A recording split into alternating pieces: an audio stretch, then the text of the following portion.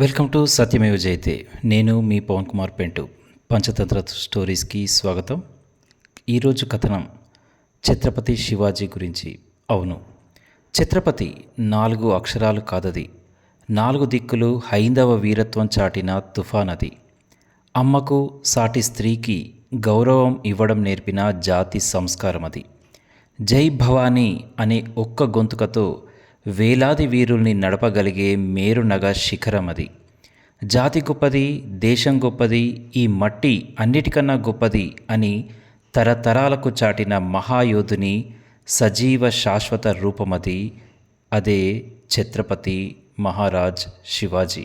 1630 ఫిబ్రవరి 19వ సంవత్సరంలో పుణే జిల్లాలోని జున్నార్ పట్టణం దగ్గర శివనేరి కోటలో షాహాజీ మరియు జిజియాబాయి దంపతులకు జన్మించాడు శివాజీ. శివాజీకి ముందు పుట్టిన వాళ్ళందరూ చనిపోతూ ఉండగా ఆమె పూజించే దేవత అయిన శివై పార్వతి పేరు శివాజీకి పెట్టింది.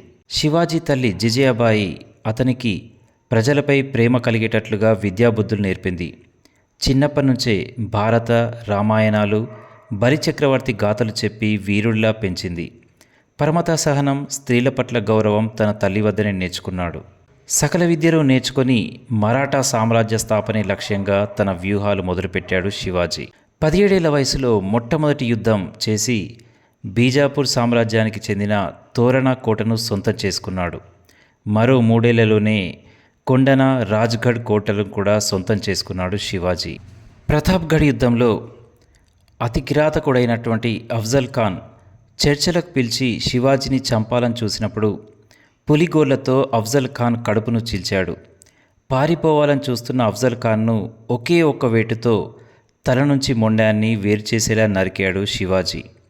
అదే సమయంలో వేల సంఖ్యలో ఉన్నటువంటి పస్తూన్ సైనికులను కేవలం 100ల సంఖ్యలో కూడినటువంటి శివాజీ సేన ధైర్యంతో ఎదుర్కొని వాళ్ళందరినీ చంపేయడం ఎంతోమంది హిందూ రాజులకు ధైర్యాన్నిచ్చింది. కొల్హాపూర్ యుద్ధంలో 10,000 మంది కిరాయి సైనికులను కేవలం 5,000 మంది మరాఠా యోధులతో కలిసి ఎదుర్కొని హరహర మహాదేవ్ అంటూ విజృంభించి శత్రువులను ఊచకోత కోశాడు శివాజీ. దీని తర్వాతే ఔరంగజేబుకు శివాజీ అంటే భయం పుట్టడం మొదలైంది. పవన్ ఖిండ్ యుద్ధంలో శివాజీ మహారాజును కాపాడడానికి బాజీ ప్రభు దేశ్పాండే అనే సర్దార్ కేవలం 300 మంది సైనికులతో తన ప్రాణాలకు తెగించి అతి బలమైన శత్రువులతో పోరాడి నేలకొరిగాడు. 1660లో ఔరంగజేబ్ తన మేనమామ షైస్తా ఖాన్కు లక్షల మంది సైన్యాన్ని ఇచ్చి శివాజీపై పంపాడు. శివాజీ ఓడిపోయినట్టుగా సమాచారం పెట్టి అర్ధరాత్రి పూట షైస్తా ఖాన్ ఉన్నటువంటి మహల్లోకి వెళ్ళి అతని 3 వేళ్లను తెగ నరికాడు. దేవుడా అంటూ షైస్తా ఖాన్ ప్రాణాలతో బయటపడ్డాడు. 1664లో సూరత్పై దాడి చేసి శివాజీ అపారమైన మొఘల్ సంపదను కొల్లగొట్టాడు. ఆ తర్వాతే ఔరంగజేబ్ 1666లో తన పుట్టినరోజుకు ఆహ్వానించి శివాజీని, అతని కొడుకు శంభాజీని బందీగా చేశాడు. అయితే తెలివిగా శివాజీ మళ్ళీ తప్పించుకున్నాడు. అన్నిటికన్నా ముఖ్యం సింహగఢ్ యుద్ధం. ఈ యుద్ధంలోనే తానాజీ ఆ కోటను ఎక్కడానికి యశ్వంతి అనే పేరుగల ఉడుముకు తాడు కట్టి ఆ కొండపైకి ఎక్కాడు. ఆ తర్వాతే ఆ కోటను కూడా గెలిచాడు. కాకపోతే సింహం వలె పోరాడిన తానాజీ ఆ యుద్ధంలో చనిపోయాడు.